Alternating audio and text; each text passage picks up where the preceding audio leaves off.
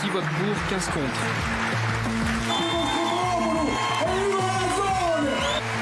Les objectifs...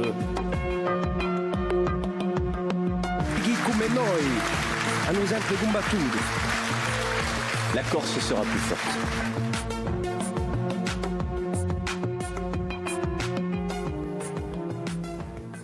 Bonsoir à tous et bienvenue sur VHT pour poursuivre notre émission mensuelle réalisée en partenariat avec RCFM. Il est le seul député corse à ne pas être nationaliste. Il est de ceux qui se sont opposés au passeport sanitaire pour venir dans l'île. Il a refusé de présenter son test sanitaire aux policiers, leur opposant le secret médical. Il est inscrit à l'Assemblée nationale à la commission de défense, passionné qu'il est de la chose militaire.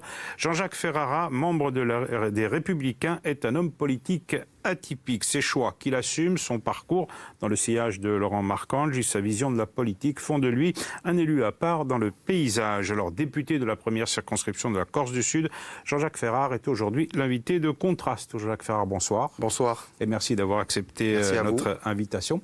Vous serez face à Patrick Vinciguer de RCFM. Bonsoir Patrick. Bonsoir. Et Dominique Moret de la rédaction de VHT. Bonsoir à vous Dominique. Alors avant que nous entrions dans le vif des débats, une question d'actualité. L'ancien président de la République, Nicolas Sarkozy, vient d'être condamné par le tribunal de Paris à 3 ans d'emprisonnement, dont 1 ferme, pour trafic d'influence. C'est une première qu'un président de la République soit condamné à de la prison ferme. Quelle est votre réaction ? Vous savez, au-delà de la personnalité de Nicolas Sarkozy, qui peut plaire ou déplaire, j'ai 2 interrogations à la suite de cette décision de justice. La première concerne effectivement une peine de prison pour un président de la République. C'est inédit. Mais cette condamnation intervient 1 an avant une échéance électorale majeure, les présidentielles. Alors que l'affaire court depuis maintenant 3 ou 4 ans.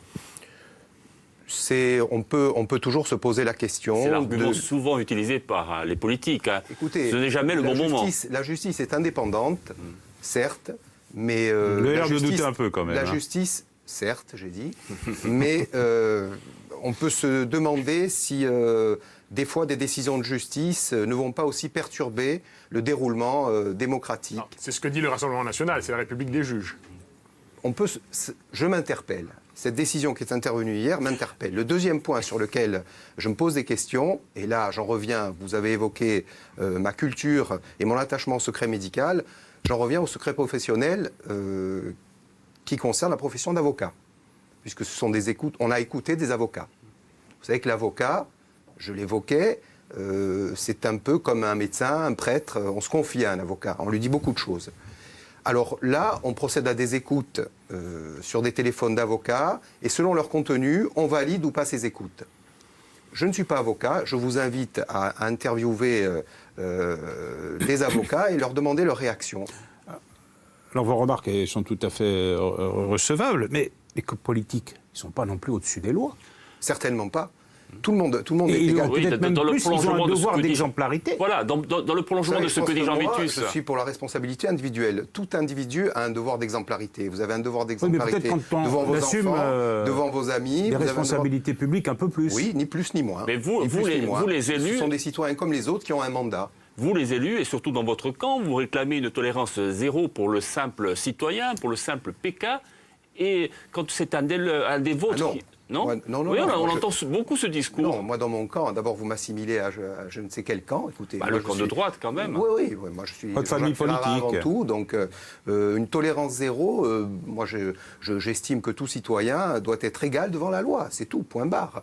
Les politiques comme les autres, justement, on peut se demander quand même si tout citoyen est égal devant la loi et si aujourd'hui il n'y a pas des cas où le fait d'être un homme politique de premier plan va modifier un petit peu le prisme des juges. Est-ce que vous considérez, comme on l'entend parfois, que la fonction présidentielle est sacrée et que, y compris un ancien président, il doit avoir une forme d'immunité pour ne pas nuire en quelque sorte à une certaine image des institutions et de la France en général? Non, je pense que dans le cadre de ses fonctions, le président de la République est protégé. Ça, c'est tout à fait normal. Et puis, lorsqu'il n'est plus président de la République, il doit répondre éventuellement des accusations portées contre lui. Il n'y a aucun souci là-dessus. Ceci dit, dans le timing, vous admettrez que dans le timing, on peut se poser des questions. C'est une affaire qui court depuis plusieurs années. Là, ça intervient 1 an. Si, toutefois, M. Sarkozy avait des velléités, on ne sait pas, mais enfin, 1 an après, il y a eu un précédent, c'est la campagne des présidentielles de M. Fillon. Vous voyez bien que ça a suscité des interrogations qui ne sont toujours pas éclaircies. On reprochait à la justice d'aller trop vite. Là, on dit qu'elle est trop lente. Écoutez, en tout cas, on peut se poser des questions. On est dans un pays où on a le droit de poser des questions. Donc, posons-nous les questions. Sur la condamnation, condamné à la prison, bon, qui ne fera pas, évidemment, 1 an, vous n'allez pas en prison pour 1 an. Mais est-ce qu'il ne vaudrait pas mieux, pour un homme politique qui faute, bon, si tant est que l'appel confirme le premier jugement, est-ce qu'il ne faudrait pas plutôt une éligibilité plutôt que de la prison? Je suis d'accord avec vous. Rien n'est plus terrible pour quelqu'un qui s'engage en politique de ne plus avoir la possibilité de se présenter devant les électeurs. C'est certainement la sanction la plus lourde. La sanction la plus dure.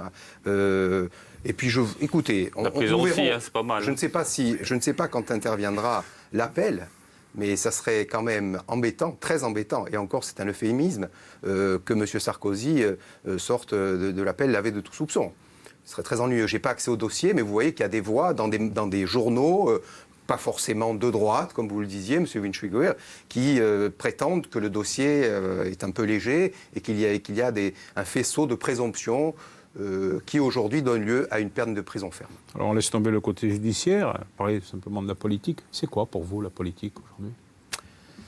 La politique, c'est un très bel engagement. Écoutez, moi, je m'y suis mis en 2008, mais j'ai découvert ça alors que quelques années auparavant, si vous m'aviez parlé de politique, j'aurais poussé des cris, certainement.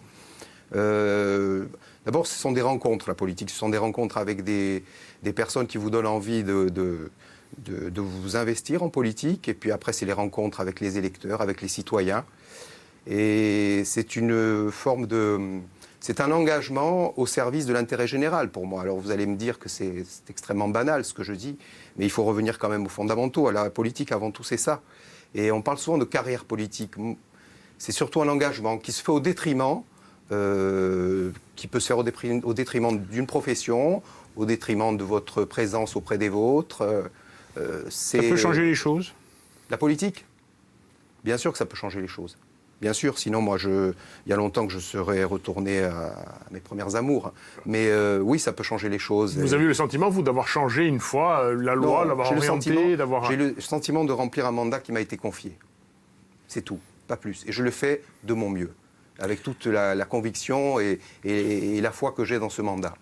Il ne m'appartient pas de changer les choses. En revanche, s'il y a beaucoup de gens qui s'engagent avec la même énergie, forcément, on change les choses.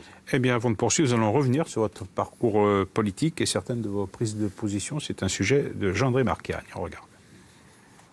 Nous sommes en juin 2017. Jean-Jacques Ferrara, jusqu'alors suppléant de Laurent Marcangeli, est élu député de la première circonscription de Corse du Sud. Installé dans la foulée au Palais Bourbon, il apparaît très vite comme le 4e député de l'île. Les 3 autres, tous nationalistes et élus sous l'étiquette Peagorsiga, occupent dès leur installation l'espace médiatique national et régional en mettant en avant une élection historique. Mais pour François-Xavier Ceccoli, président de la Fédération départementale des Républicains, Jean-Jacques Ferrara est peut-être moins isolé qu'il n'y paraît. Il a par rapport aux autres députés la possibilité d'avoir un vrai groupe et donc un vrai relais national. Aujourd'hui, on voit bien qu'en Corse, ce qui pêche avant tout, c'est l'absence de dialogue avec les plus hautes autorités de l'État. Et avoir un député membre des Républicains et qui entretient un réseau par rapport à ses collègues, je pense que c'est de nature à favoriser aussi le dialogue et je l'espère les remontées des vraies questions et difficultés que rencontre la Corse. À l'Assemblée nationale, le chirurgien de 53 ans est donc membre du groupe Les Républicains, mais aussi de la Commission de la Défense nationale et des Forces armées. Une fonction qu'il affectionne, en attestent ses réseaux sociaux remplis de photos de médailles, de reliques d'opérations militaires ou de machines de combat. Sur ces images, on voit même Jean-Jacques Ferrara sauter en parachute avec les hommes du 2e Rep à Calvi. C'était l'été dernier. Une priorité portée aux questions de sécurité nationale en délaissant les dossiers relatifs à la Corse, c'est ce qui lui a été plusieurs fois reproché par ses opposants. Il faut juger les gens qui s'investissent en politique au fond et non pas sur des outils de communication qui sont parfois réducteurs. Je pense que Jean-Jacques, avec son tempérament, avec sa personnalité, a trouvé un point d'équilibre qui me semble pertinent, qui est celui qui vise à la fois à satisfaire les intérêts de la nation, chose pour laquelle il a été désigné par le peuple, et en même temps de défendre les intérêts locaux. Et il ne me semble pas qu'il ait manqué un rendez-vous chaque fois qu'il s'est agi de défendre les intérêts de la Corse. Homme de conviction, Jean-Jacques Ferrara sait aussi se montrer contestataire, à la limite de la provocation. En décembre 2017, le magazine Capital dévoile son classement des députés les plus assidus.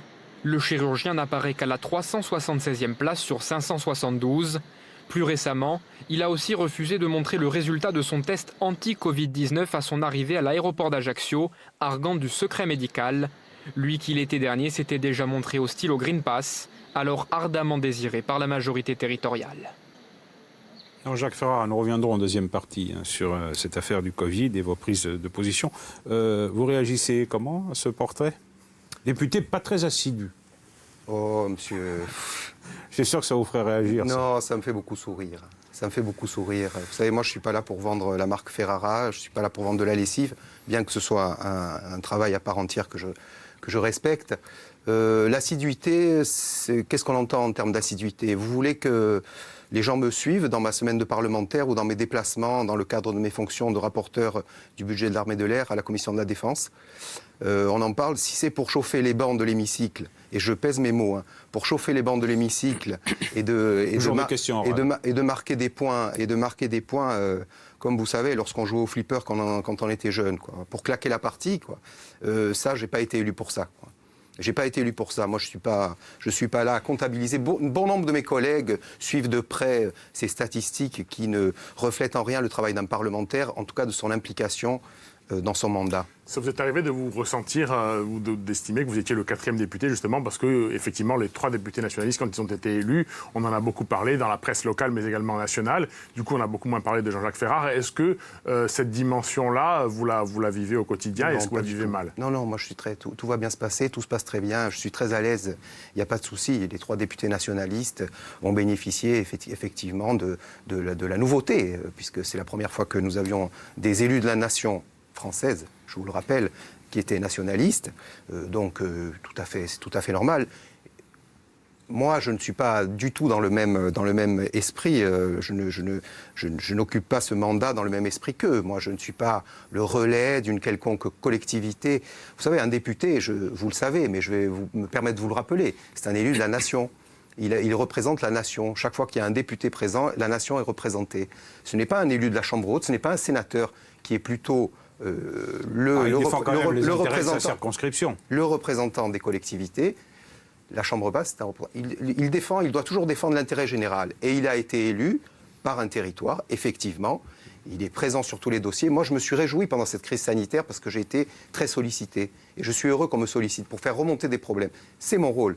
C'est pas pour ça que j'en fais publicité. Vous apparteniez au groupe le plus important de l'opposition, le groupe LR. C'est un atout ou un handicap? Non, moi, c'est un atout. C'est très bien d'appartenir à un groupe. On a le sentiment que c'est plus dur d'exister dans ces conditions. Pour revenir à la comparaison avec les députés nationalistes. Les députés de la majorité vous diront que c'est très dur d'exister lorsqu'on est dans la majorité. On est noyé dans le nombre des députés de la majorité. L'opposition, c'est dur d'exister? Non, pas plus que ça. Moi, je trouve que j'ai bénéficié... Non, il y a beaucoup de personnalités dans votre groupe, c'est ce que je veux dire. Oui, il y a beaucoup de monde et beaucoup de personnalités. Oui, mais on n'est pas là pour faire un concours de... C'est bon, quoi. Ça se passe très bien, chacun est dans son rôle. Donc moi, j'ai trouvé ma place et je bénéficie des moyens de mon groupe avec des amitiés qui étaient politiques au début, qui se sont transformées en amitié, en réelle amitié. Vous êtes un député un peu atypique. Je parlais d'originalité au départ. On me le dit souvent. On me dit qu'en général, je suis quelqu'un d'atypique. Donc, vous êtes intervenu à plusieurs reprises sur les dossiers corses, sur le problème de l'énergie, le problème d'insuffisance de place en médecine à l'université de Corté. Puis il y a des choses un peu plus surprenantes. Je voudrais que vous nous expliquiez. Dites-moi. Vous êtes intervenu, les questions, j'ai trouvé ça sur votre site. Absence de karaté comme sport additionnel aux Jeux Olympiques. Écoutez, j'ai été sollicité. Servir le repas maringot aux armées le jour de la Bien sûr. commémoration de la bataille. Ça, c'est le fruit d'échanges avec mes concitoyens.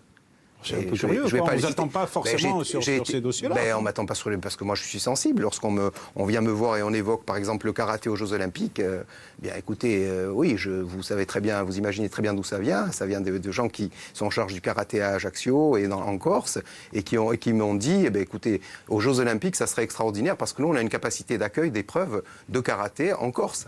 Voilà, il y a une cohérence.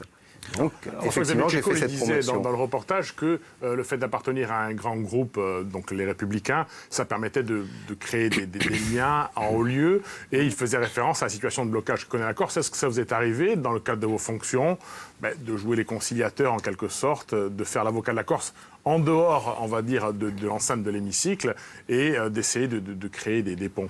Tout à fait, mais ça m'arrive, j'allais dire, de manière hebdomadaire. C'est lorsque je vous redis que lorsque nous sommes sollicités, même si je suis dans l'opposition, j'ai des contacts quand même avec la majorité et avec le gouvernement, par des voies diverses et variées qui me permettent de pointer certains dysfonctionnements. Vous savez, ce sont des petites choses, mais qui contribuent à faire grandir l'édifice. On ne fait pas la révolution, hein. Mais le fait de sensibiliser, d'avoir des remontées du terrain, d'acteurs socio-professionnels, associatifs, on envoie un courrier, on envoie une lettre pendant la séance des questions au gouvernement, et on a une réponse en direct.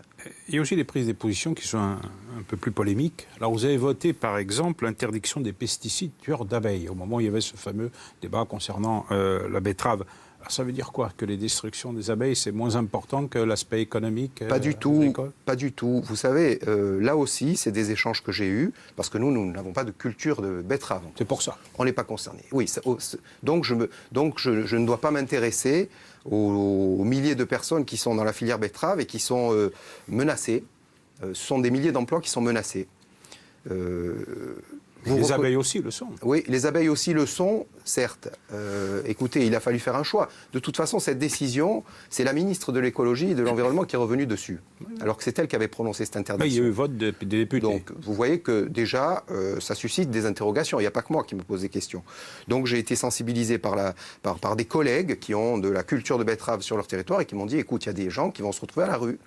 Voilà, moi je pèse le pour et le contre, hein. C'est le bénéfice-risque, voilà, toujours. Là j'ai tranché et je me suis dit qu'on pouvait donner un répit, un sursis à cette culture de betterave en autorisant temporairement, en attendant de trouver mieux et en permettant à une filière de survivre et des gens de ne pas être à la rue. Parce que les intérêts écologiques sont importants, mais quand ils ne vont pas à l'encontre de l'humain, selon moi. Il faut toujours être tempéré un petit peu. Alors vous vous intéressez à tous les sujets, on vient de le voir, mais d'où vous vient cette passion pour la chose militaire, pour les questions de défense? C'est une bonne question, M. Winchig. Il faudrait que... Il y a une très bonne série qui part en ce moment. Il faudrait que je fasse une petite analyse pour revenir là-dessus, peut-être. En thérapie. Je n'ai pas de parents ni de grands-parents qui étaient On aurait dit à Gosse tout à l'heure, quand vous avez sauté en parachute dans le reportage. Vous savez, ce sont des gens bien. Hein. Je fréquente beaucoup de gens bien. C'est peut-être l'engagement qui m'a... Depuis tout petit, j'ai ce tropisme, hein, pour la chose militaire. Ce sont des gens... c'est l'engagement de ces gens et leurs convictions au service de choses qui peuvent paraître tellement désuètes... chez certaines franges de la population. Quand vous les rencontrez, croyez-moi que vous avez beaucoup de respect pour eux. Alors justement, un mot sur votre positionnement au sein de la Commission de la Défense. Vous en faites partie, vous êtes rapporteur, je crois. Vous êtes rendu au Sahel, oui, où la France mène l'opération Barkhane. Elle y perd des soldats régulièrement. Et on sait très bien qu'elle ne gagnera jamais cette guerre, parce que c'est une guerre qui est ingagnable. Il faut rester absolument là-bas. Je vais vous dire... le temps n'est pas venu de partir du Sahel. Le temps n'est pas venu. L'opération Barkhane, ce n'est qu'un volet d'une mission beaucoup plus diverse, qui a un volet économique, qui a un volet d'assistance aux populations. Barkhane, la protection des mines d'uranium, par exemple. Oui, mais vous focalisez là-dessus, vous savez. C'est un secteur stratégique, ça. Oui, c'est stratégique pour la France. Effectivement, on achète de l'uranium au Niger, oui. On le paie cher, hein. On le paie plus cher qu'ailleurs. Il faut le savoir. Mais ce n'est pas l'unique... Vous savez, l'ONU, en 2019, a estimé le nombre de civils tués au Niger, au Mali et au Burkina, 4 000 personnes et 500 000 personnes déplacées. Très bien. Je pense que la lutte contre les groupes armés terroristes, aux côtés des forces du G5 Sahel, en collaboration avec nos partenaires européens, reste une priorité. Il y a 4000 Européens à peu près, un peu plus, 4500 Européens. Il y a une task force Takuba. Il y a quelques dizaines de soldats combattants. Hein. Oui, mais je vous ai dit que le Barkhane, ce n'est que le volet militaire d'une opération de plus grande envergure. Il y a l'ONU qui est présente et il y a l'Union européenne qui est présente pour des programmes d'aide au développement, etc. Et l'aide technique américaine. Voilà. L'Afrique, aujourd'hui, est menacée par ces groupes armés terroristes. L'Afrique est au centre d'une lutte d'intérêt des grandes puissances. Les Chinois s'intéressent à l'Afrique, les Russes s'intéressent à l'Afrique, les Turcs s'intéressent à l'Afrique. Si le Sahel tombe demain, les retombées seront énormes. Mais est-ce que ce n'est pas cher payé par rapport aux résultats ? Il y a eu 50 morts de soldats français. Oui, eh bien je ne veux pas qu'ils soient morts pour rien. Et je pense que notre est-ce qu'en agissant là-bas, on protège aussi le territoire national ? Oui, c'est un des aspects. Ce n'est pas le seul aspect. Il faut avoir l'honnêteté de le dire. La lutte contre le terrorisme, c'est un des aspects de notre présence au Sahel. Est-ce que la France ne s'est pas trompée en soutenant Ibrahim Boubacar Keïta ? Si en 2013, l'opération Serval n'est pas déclenchée, si on ne stoppe pas la progression des groupes armés terroristes à Tombouctou, on aurait pu envisager la création d'un califat qui allait s'étendre à la Mauritanie, peut-être au Sénégal. Aujourd'hui, la Côte d'Ivoire est menacée. Il y a des actes de piraterie dans le golfe de Guinée. Il y a des actes de piraterie. Ces groupes armés terroristes sont liés, tous entre eux en Afrique, dans le canal du Mozambique. Et nous sommes là, aux côtés des Européens, qui, je vous le concède, méritent d'être plus présents. Pour aller en tout cas, financièrement, parce que nous, concernant le volet militaire, on a besoin de logistique, mais sinon, nous savons très bien nous débrouiller. Et puis, il y a les Américains, qui, malgré leur désengagement, enfin, ce qui a été prôné par le président en sortant, qui, dans les faits, n'a jamais eu lieu, parce que les Américains sont là en termes de renseignement et ils nous aident beaucoup. Alors, question aussi, est-ce que la France ne s'est pas trompée en soutenant Ibrahim Boubacar Keïta au Mali? Il a été renversé par une coalition.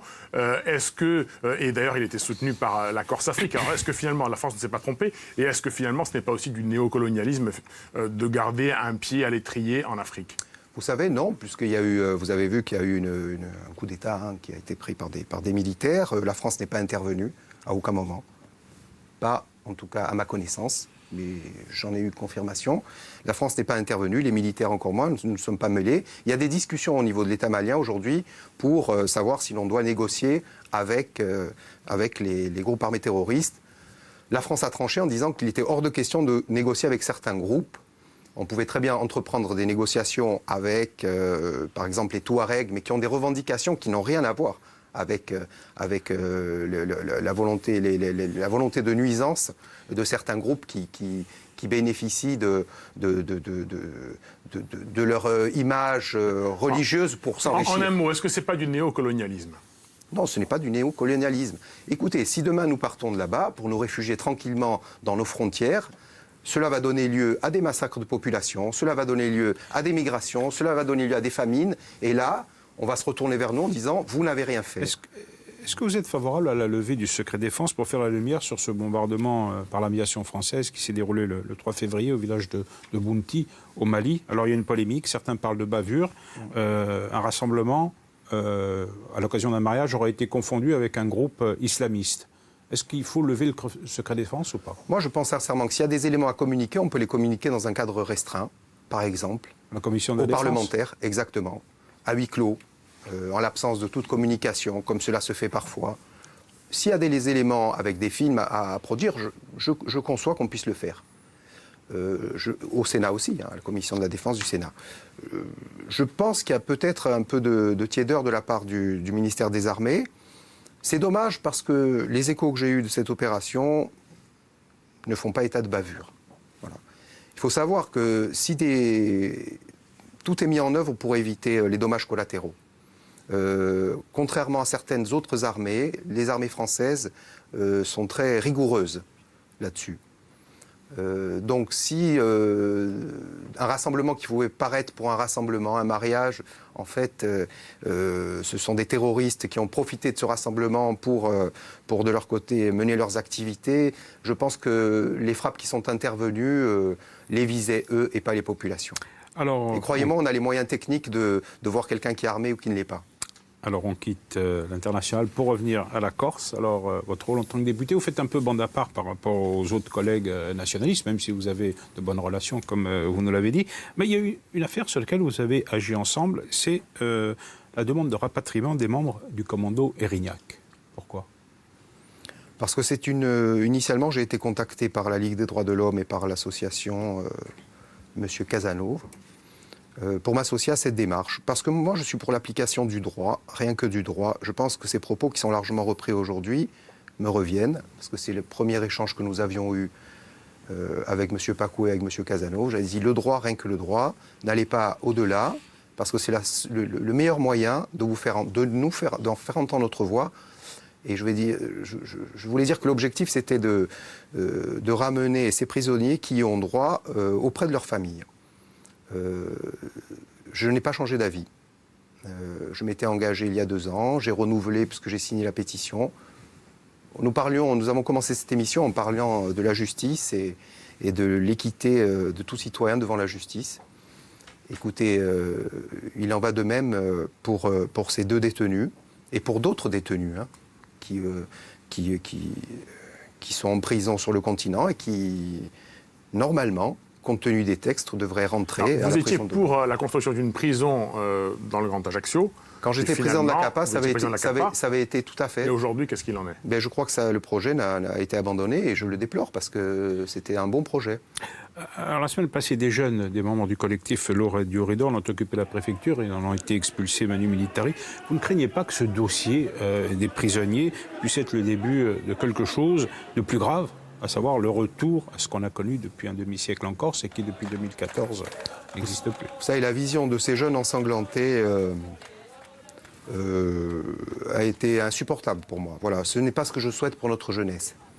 Je pense que vous faites allusion à un risque de retour. Je ne veux pas de ce retour, moi. Voilà, je pense que nous avons un devoir d'exemplarité, toute la classe politique confondue, pour faire en sorte que l'on n'arrive pas à de telles extrémités, des 2 côtés. Voilà. Il existe des voies pacifiques pour faire entendre ses opinions, pour exprimer son indignation, son désaccord. Et je pense que nous devons tout faire pour montrer cela à notre jeunesse, plus que jamais aujourd'hui.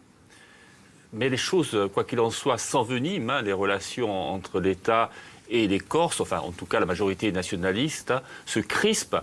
À qui la faute selon vous ? Bon, à qui la faute ? Moi, je suis pas, vous savez, je suis pas un grand inquisiteur. Moi, je suis pas là pour désigner ceux qui ont la faute. Les torts sont partagés, certainement. Les torts sont partagés, comme souvent, dans les disputes, dans les divorces. Les torts sont partagés. Mais à un moment donné, il y en a un qui doit faire le pas vers l'autre. Sinon, on n'en sort pas. C'est le plus fort ou le plus faible qui doit faire ce pas ? Ça appartient à chacun des 2 parties. Moi, je ne sais pas. Moi, si on veut avancer, il y a 2 solutions. Soit on veut le statu quo parce qu'on s'en contente et parce que ça nous arrange. Et alors là, on ne fait pas de pas et on laisse pourrir la situation. C'est interdit en politique. Voilà. Lorsqu'on a en charge la chose publique, c'est interdit de faire ça. Soit on a une volonté d'avancer. Alors vous savez, s'il faut faire un petit pas, il faut le faire. Voilà. Parce que si on a décidé de prendre en charge les affaires de la Corse, l'objectif, il faut se fixer un objectif. C'est à la majorité territoriale de faire un pas, ou à l'exécutif. En tout cas, si vous dites que ça lui quand on est élu... Et que posez la question. Et c'est quoi ce pas, selon vous ? Ce serait quoi ? Non, mais je pense qu'à un moment donné, il faut réaffirmer la nécessité de dialogue avec l'État. Voilà, ça doit être établi, gravé, quoi. Il y a une nécessité de dialogue avec l'État. On ne peut pas faire autrement. Oui, mais il le répète en permanence. Mais le concret, c'est quoi ? Quel signe il faudrait qu'il donne ? Je vous explique comment ça se passe. Si vous vous braquez, le bras de fer permanent, c'est sans issue, c'est vous à l'échec. Il relève de la stratégie, selon vous, de la part des nationalistes ? C'est à se demander. C'est à se demander. Lorsque vous avez une volonté d'aboutir, de faire aboutir un projet, vous mettez tout en œuvre. Alors, il y a des discussions qui vont être orageuses, soutenues, mais c'est pas grave. Voilà. Mais si vous voulez, si c'est toujours pour dire niette, et puis pour après, lorsqu'on se rend compte qu'il va falloir remettre autour de la table, avoir perdu du temps, je vous demande bien... Mais ce pas, il pourrait être fait aussi par l'État, le rapprochement, par exemple. Je vous ai dit qu'à un moment donné... pourrait être un pas aussi. Ah, mais je pense que c'est une erreur. Je pense que c'est une erreur. Comment vous jugez l'action du préfet Le Large ? Comment je juge l'action? Est-ce que j'ai à juger l'action du préfet Le Large? Votre opinion, disons. Allez. Vous savez, les préfets se suivent et ne se ressemblent pas. Voilà. Est-ce qu'il y a une stratégie là? Parce qu'effectivement, Franck Robin, lui, on était plus ou moins dans cette idée d'un pas fait par l'État, et les nationalistes ont tendu la main également. Et puis là, avec un nouveau préfet, on est tout à fait dans une nouvelle dimension. Est-ce qu'il y a une stratégie au plus haut sommet de l'État? Parce qu'ici, les nationalistes en ont une, on peut imaginer que Emmanuel Macron en a une aussi. Ou est-ce que c'est au petit bonheur, en fonction des mutations, il y a une personne avec un style et puis avec une autre? Votre question est très pertinente, si vous me permettez. Merci. Est-ce qu'il y a une stratégie? J'espère que non. J'espère qu'il n'y a pas de stratégie. Voilà, j'ai des échanges réguliers avec le cabinet du Premier ministre, avec le cabinet du Président de la République, et j'espère qu'il n'y a pas de stratégie derrière tout cela, parce que nous sommes à quelques mois d'élections qui vont permettre aux citoyens de la Corse de s'exprimer librement. Il ne faudrait pas qu'il y ait de parasites sur la ligne, vous voyez. J'espère qu'il n'y a pas de stratégie. Est-ce que l'État respecte les régions? Parce que beaucoup de présidents de régions, pas en Corse, une grande partie d'ailleurs des présidents de droite, se plaignent de la politique de Macron à leur égard. L'État impose, l'État recentralise, l'État décide. Alors, c'est un discours qui est quasi unanime. Il y a des tribunes régulières là-dessus. Est-ce que vous partagez cet avis? Oui, bien sûr. Moi, je partage surtout la volonté de certains présidents, de la majorité des présidents, vous l'avez dit, de bénéficier de plus de latitude pour prendre des décisions à l'échelon régional. C'est louable, c'est très bien. Chez nous, c'est toujours conditionné à une évolution institutionnelle. Voilà, c'est toujours le prérequis. Je ne pense pas que ce soit la bonne solution. D'autre part, chez nous, déjà, nous avons des compétences élargies par rapport aux autres régions métropolitaines. Pour autant, est-ce que l'exécutif de Corse, aujourd'hui, a donné des gages en matière de maîtrise de ses compétences, en particulier sur les déchets? Pourquoi allons-nous demander encore plus lorsque nous n'avons pas fait la preuve de leur capacité de gérer déjà des compétences dont ils ont de plein droit, du coup? Je vous pose la question. Ça veut dire que vous n'attendez rien de la loi 4D, par exemple. Pour vous, la question n'est pas de savoir s'il faut davantage de compétences, une nouvelle décentralisation. Moi, je pense que les nouvelles compétences, actuellement... je pense qu'on n'a pas besoin encore d'évolution institutionnelle, pour l'instant, dans l'immédiat. Donnons la preuve, j'espère que les prochaines élections vont donner une autre majorité à la Corse, et donnons la preuve, donnons les gages de notre capacité à gérer avec les compétences d'aujourd'hui. Et puis, le jour où nous gérons parfaitement, on demandera plus de compétences. Jean-Jacques Ferrara, on vous sent déjà en campagne pour les territoriales de juin prochain. On sait que vous soutenez, vous êtes très proche de Laurent Marcangeli, et vous serez sur la liste avec lui? Vous serez de la bataille? Ma présence sur la liste, contrairement à certaines personnes, je n'ai jamais procédé de la sorte. Et avec Laurent, nous ne fonctionnons pas comme ça. Ce que je peux vous garantir, c'est que je souhaite que Laurent Marcangeli soit président de l'exécutif de la collectivité de Corse à l'issue des prochaines élections territoriales. Et que je serai à ses côtés, comme d'habitude, comme toujours, depuis plus de 10 ans maintenant. Il est très discret sur ce conflit entre l'État et la CDC. Comment ça se fait? Écoutez, à la limite, je vais vous dire que ce n'est pas son problème. Quand même. Le maire de la principale ville de Corse, il postule à être président de l'exécutif. Oui, c'est un peu son problème. Il changera peut-être la donne lorsqu'il sera président de l'exécutif à son tour. J'irai même plus loin. Il est très discret d'une manière générale. N'est-il pas parti trop tôt? Vous savez, tout est aujourd'hui biaisé, troublé par cette crise sanitaire. Vous l'avez remarqué, au niveau national, au niveau international, au niveau national et au niveau local, régional. On ne parle plus que de ça. Même à l'Assemblée nationale, vous avez vu que les débats sont tronqués, biaisés, éludés, repoussés. Effectivement, c'est une campagne, on va assister à une campagne inédite. Alors, Laurent Marcangeli s'est déclaré plus ou moins en septembre. À l'époque, il était question que les élections se déroulent en mars. Finalement, elles se dérouleront en juin normalement. C'est un petit peu ça qu'il paye aujourd'hui, vous pensez? Je ne pense pas qu'il paye quoi que ce soit. Il y a une incertitude qui a pesé sur l'organisation des élections. A priori, A priori, c'est en juin. Mais s'il y a une clause de revoyure au 1er avril, au fin début avril, par l'évolution de l'épidémie, qui, je l'espère, sera très favorable d'ici là, mais c'est toujours conditionné.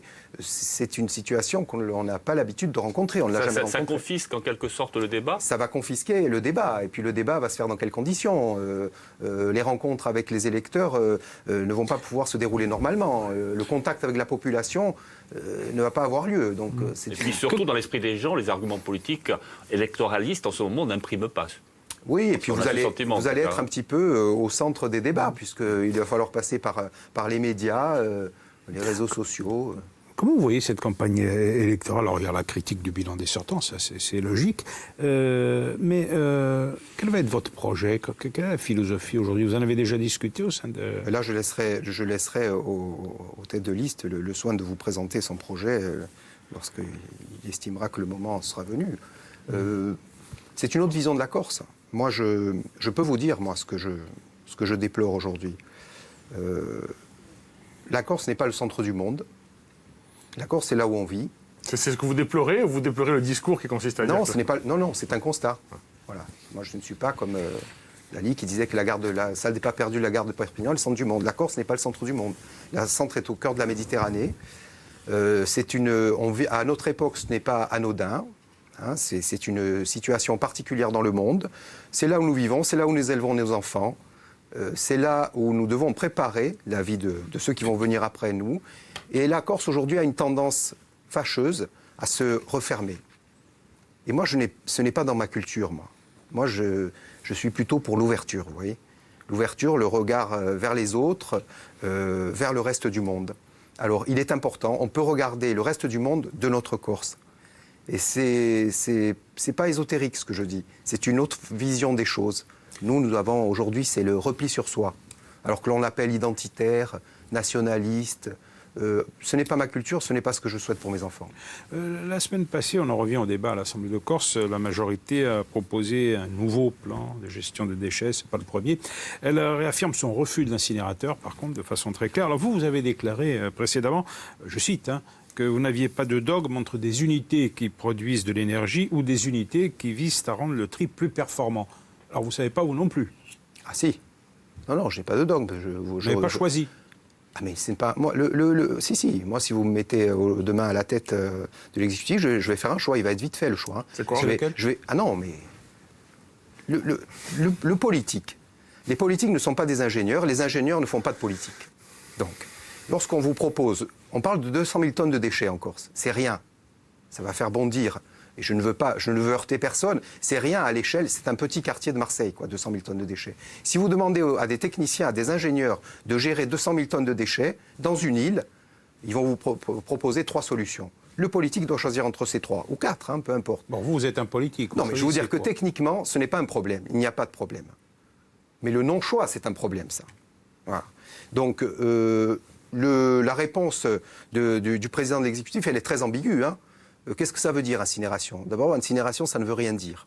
Lorsqu'on parle aujourd'hui de brûler des déchets, ce sont des chaudières pour produire de l'énergie. Ce n'est pas tout à fait pareil que de brûler pour brûler.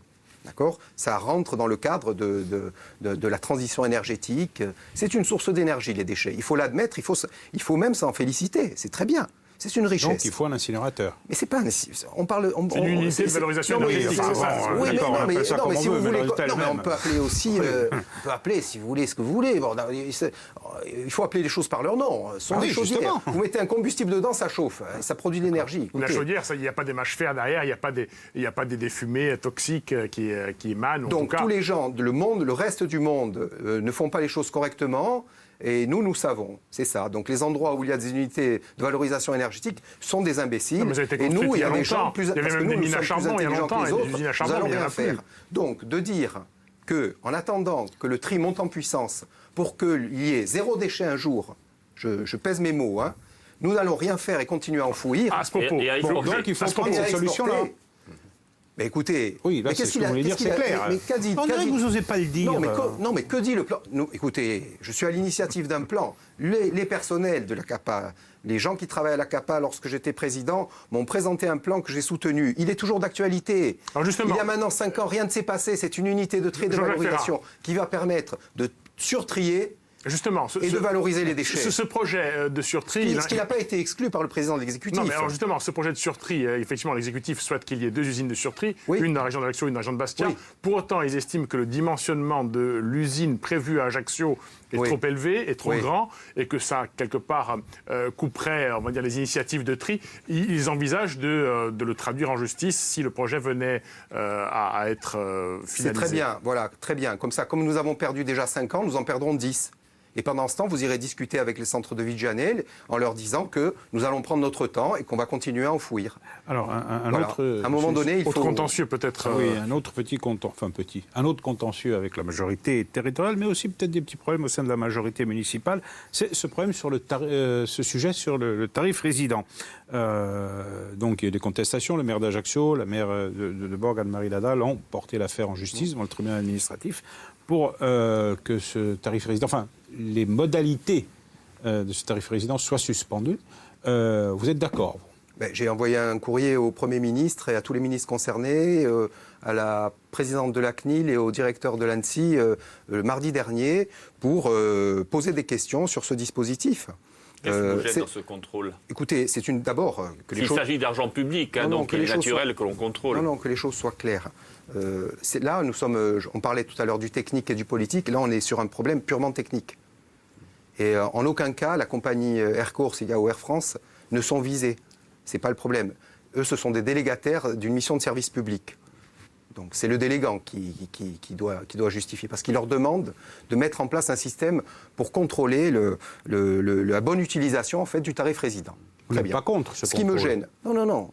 Le principe du contrôle. Le principe est louable. Le principe du tarif résident, il est louable, bien qu'il y ait quelques imperfections. Hein. Il faut demander aux gens qui ont leur maison en Corse, qui habitent sur le continent, qui ne peuvent pas... Il faudrait l'étendre dans la diaspora.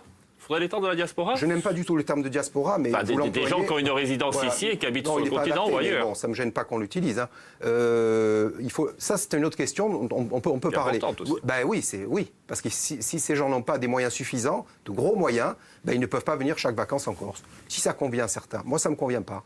Voilà. Et là, je vous dis pas le nombre aussi. Mais là, comment vous pouvez courriers. Trouver une solution là? La solution, elle ne m'appartient pas. Il y a des gens qui réfléchissent à ça. Si demain vous êtes aux affaires... Revenons au recours, alors. Revenons à la question éminemment technique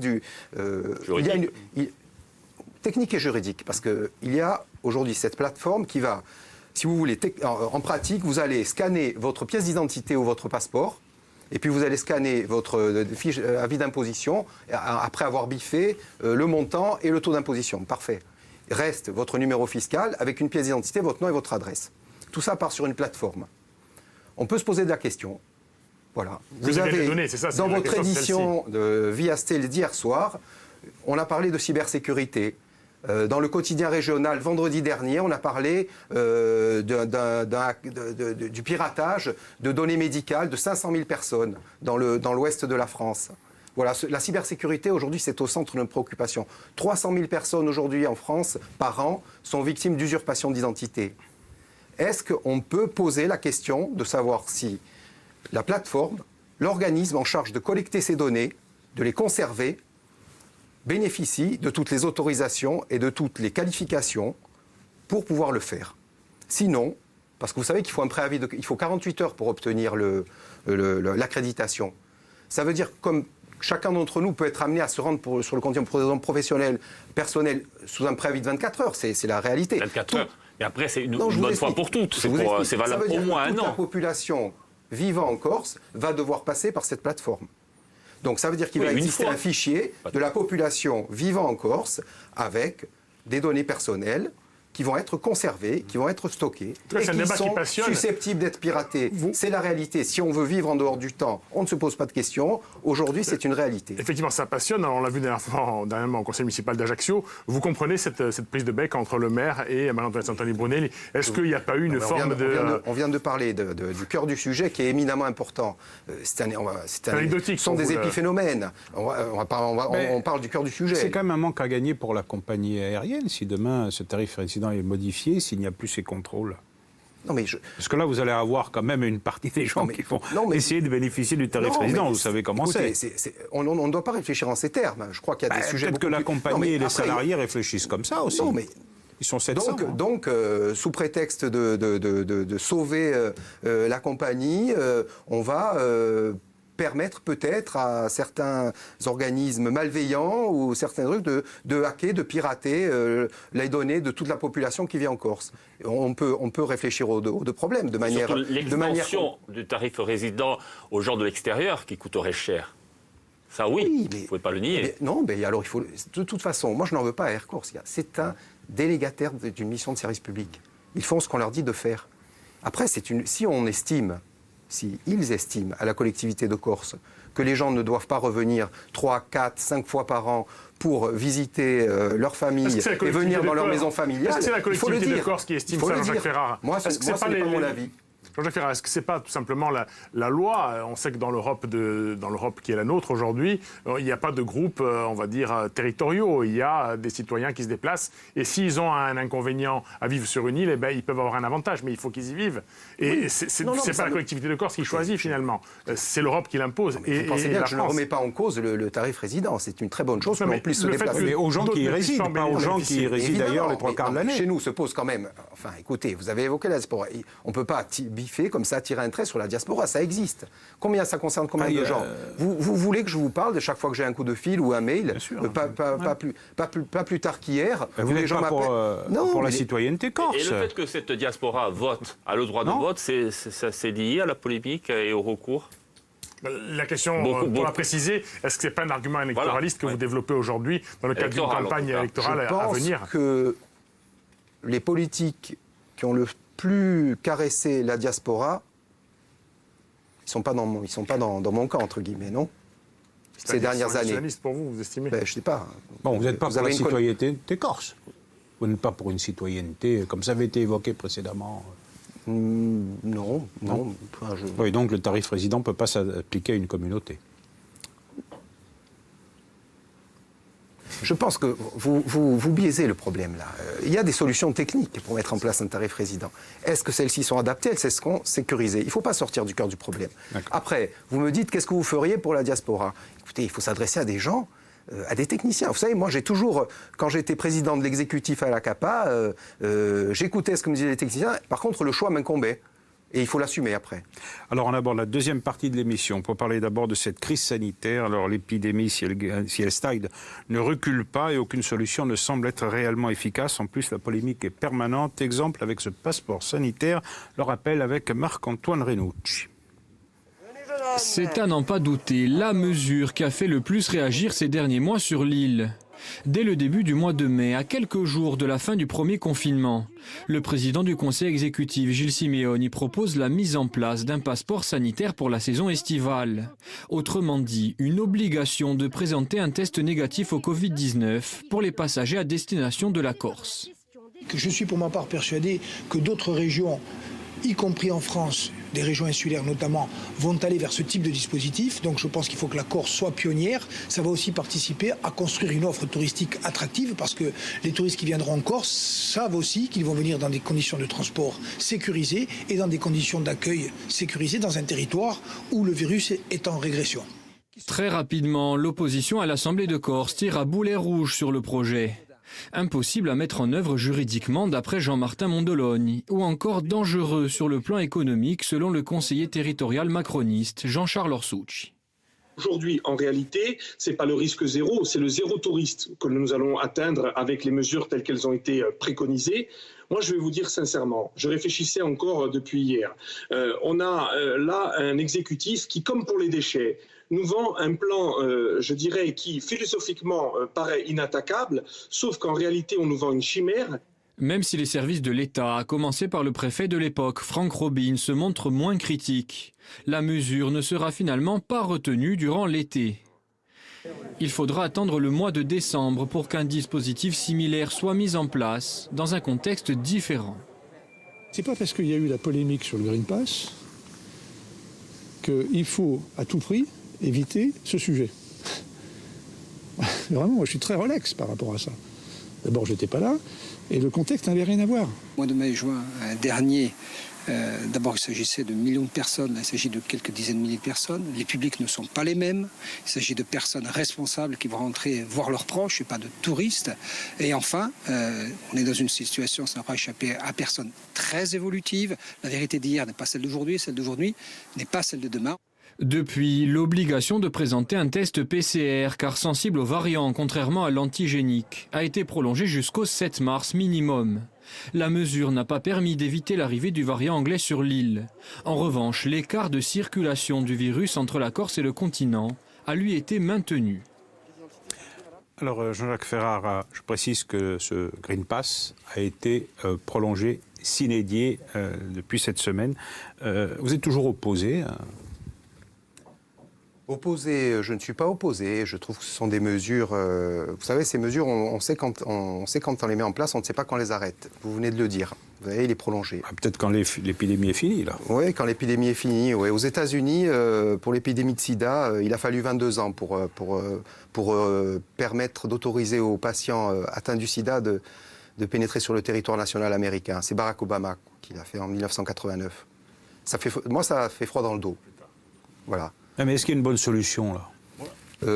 Écoutez, comme il est dit dans votre reportage, ça n'a pas empêché la circulation du virus. Hein. Ça l'a peut-être freiné un peu. Ouais, Moi, j'irais. Je ne sais pas, vous êtes médecin, vous savez mieux que nous. J'irais plus loin et je m'adresse aux médecins parce qu'effectivement, moi, je pense que ça ne suffit pas. On l'a vu partout. D'ailleurs, les autres îles auxquelles faisait référence Gilles Simeone, ils sont passés au motif impérieux pour y aller, je pense, à l'outre-mer. Et ça ne suffit pas non plus. Mais si on met rien, ça suffira. Parce qu'on voit que la Réunion a été obligée de transférer des malades en métropole parce qu'ils sont dépassés par l'épidémie. Mais est-ce qu'il ne faut pas aller plus loin ? Moi, je pensais à la période d'isolement avant l'été. Est-ce qu'il ne faut pas en venir à ça ? Est-ce qu'il ne faut pas en venir à un passeport vaccinal et non pas sanitaire ? C'est très dangereux ce que vous dites. Voilà, c'est très dangereux. Je pose des questions. Hein. On ouvre la boîte de Pandore. Passeport vaccinal, c'est ce qui est mis en place en Grèce, en Islande. Très bien. Mais là aussi, le système est très imparfait.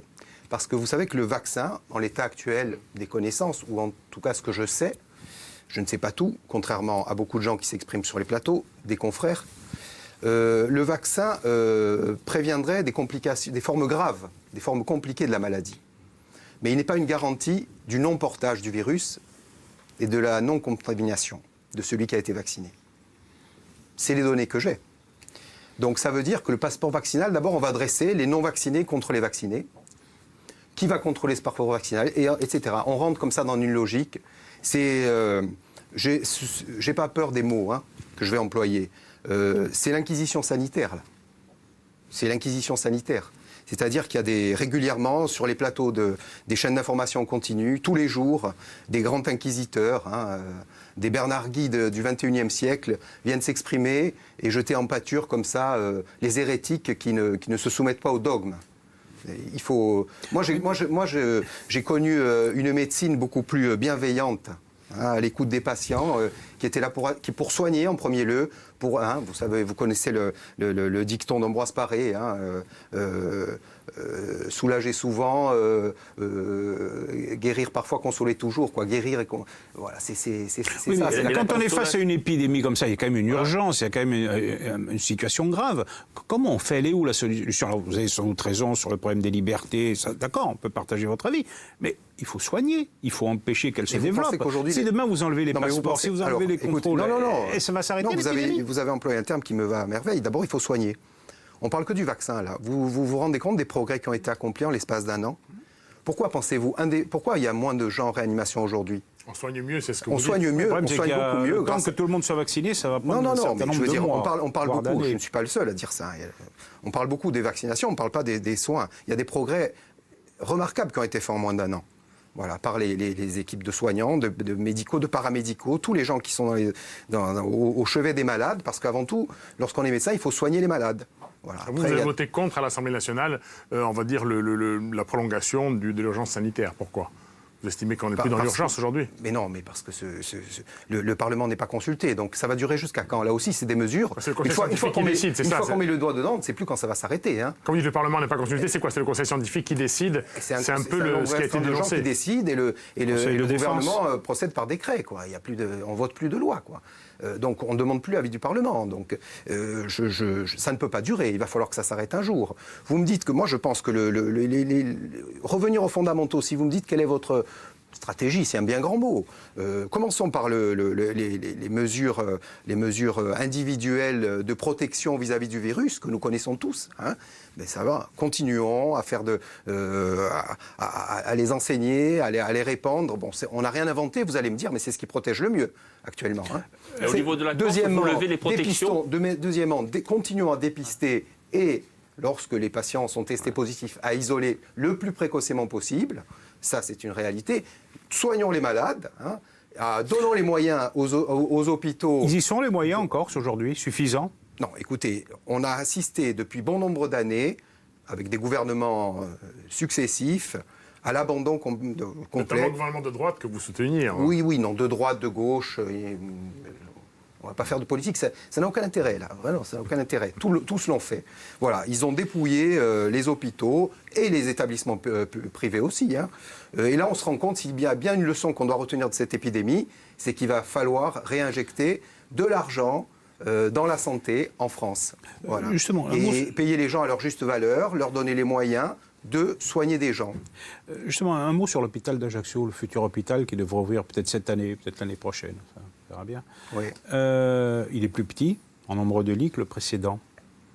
On ne peut rien changer? Ah non, moi je suis pas pour. Je serais toujours de. Moi je préfère prévoir trop que pas assez. C'est pas le cas là. Ben oui, mais vous savez, moi je réfléchis en bon père de famille, quoi. Et en tant que parlementaire. Mais ce n'est pas le cas. Mais écoutez, déjà je suis impatient de le voir sortir de terre, il est sorti de terre, mais de le voir fonctionner, parce que après cette crise sanitaire a considérablement ralenti les travaux. Sous-dimensionné, il y a beaucoup de choses qui risquent d'être sous-dimensionnées en Corse. La centrale du Vase risque d'être sous-dimensionnée, le centre de trait de valorisation de la CAPA risque d'être sous-dimensionné. On a la main qui tremble en Corse, vous savez. C'est ça aussi on n'est pas très, très ambitieux. Et en tant que médecin et en tant que député, vous avez alerté le ministère de la Santé sur ce problème de l'hôpital d'Ajaccio qui serait sous-dimensionné. Moi, j'ai la chance de continuer à exercer à l'hôpital d'Ajaccio, vous savez. Donc je me nourris des échanges avec des infirmiers, des infirmières qui souvent appartiennent à des syndicats. Voilà. Et donc vous faites remonter. Ah ben eux, ils ont la chance d'avoir le député Est-ce que vous avez le lundi des et le vendredi réponses sous la main, donc il ne manque pas de me faire remonter des choses. Est-ce que vous avez des réponses, surtout? Vous avez des réponses, mais lorsque vous êtes dans l'opposition, vous savez, l'opposition, il ne faut pas... on n'est pas malheureux dans l'opposition, c'est pas grave. Moi, je suis dans l'opposition à Paris, je suis dans l'opposition en Corse. Certains sont majoritaires en Corse et en opposition à Paris. Il ne faut pas. C'est le principe de la démocratie, il faut l'admettre. C'est pas grave d'être dans l'opposition. Quand vous dites les projets sont petits, il n'y a pas beaucoup d'ambition, on a la main qui tremble en Corse. Vous parlez de qui? C'est l'État qui a la main qui tremble ou ce sont les porteurs de projets? Parce que pour l'énergie et pour les hôpitaux, ceux qui débloquent les fonds, c'est Paris, quoi. Ben, il appartient aussi à nous de fixer la barre un peu plus haut. Et j'espère que nous serons en mesure de le faire après les prochaines élections. Il faut fixer la barre très haut pour avoir peut-être un petit peu moins, mais il ne faut pas... Pour l'énergie, vous estimez que la barre n'a pas été fixée haut? C'est des projets à des milliards d'euros et... Non, je ne sais pas, l'énergie, moi je me pose des questions, quoi. Je me dis qu'on a sous-dimensionné cette centrale en espérant que les énergies renouvelables, d'ici là, prendront le relais, en négligeant complètement le fait qu'on va consommer de plus en plus d'énergie. C'était Édouard Philippe, c'était un de vos proches, d'un proche de Laurent Marcangeli, si on se rappelle bien. Oui. C'est Édouard Philippe qui, effectivement, a dit que la centrale est trop importante. Avec le président de l'exécutif. C'est eux qui ont topé. Mais moi, je ne suis pas d'accord. On va consommer de plus en plus d'énergie. Lorsque vous voyez l'utilisation de matériel informatique, là on y revient aussi, la dématérialisation des documents, vous savez, il faut du stockage de données. C'est très énergivore tout ça, on n'en parle pas de tout ça. Les voitures électriques, elles s'alimentent avec quoi? Avec l'énergie du Vase. Les bateaux à quai avec l'énergie du Vase. Le but était de dire qu'il faut laisser sa place aux énergies vertes. Juste une dernière question, très vite, parce que c'est un peu moins de 2 minutes d'émission. Après cette crise, pendant cette crise sanitaire, il y a ce plan de relance, il y a un certain nombre d'objectifs qui ont été fixés. On a vu l'autre jour le président de l'exécutif aller à Figari en disant que c'était là que l'essentiel de l'argent allait être mis, des centaines de millions pour les aéroports. Ça vous paraît être un bon axe de développement, ça? J'espère que ce plan de relance j'espère d'abord que ce plan de relance va bénéficier aux 90% de très petites entreprises du tissu économique de la Corse. Parce que les grandes entreprises s'en sortent toujours mieux que les petites. J'ai échangé, j'ai eu des retours dans des secteurs différents, aéronautique, agroalimentaire. Les gros s'en sortent, ont les reins solides. Voilà, ils ont de la trésorerie qui va leur permettre de surmonter la crise. Il faut penser aux petits, aux artisans, aux très petites entreprises. C'est ce qui fait vivre nos territoires. J'espère qu'ils seront pris en compte. De ce que vous avez entendu déjà, ça ne vous paraît pas aller dans le bon sens aussi ? Vous savez, moi, ce que j'entends, c'est que les mesures gouvernementales dont bénéficient déjà bon nombre de nos concitoyens sont reconnues par tout le monde. Voilà. Dolme, Toamour, on m'a dit, tu sais, heureusement qu'on a ces 10 000 par mois, parce que, voilà. Donc, lorsque ça va s'arrêter, on ne sait pas ce qu'on va devenir. Eh bien, ce sera là votre conclusion pour aujourd'hui, Jean-Jacques Ferrare. Merci beaucoup d'avoir participé à cette émission, d'avoir répondu à toutes nos questions. Avec plaisir. Patrick, Dominique, merci à vous également. Contrastava e compiu, ci ritroviamo da qui a un mese per un'altra emissione. Buonasera a tutti.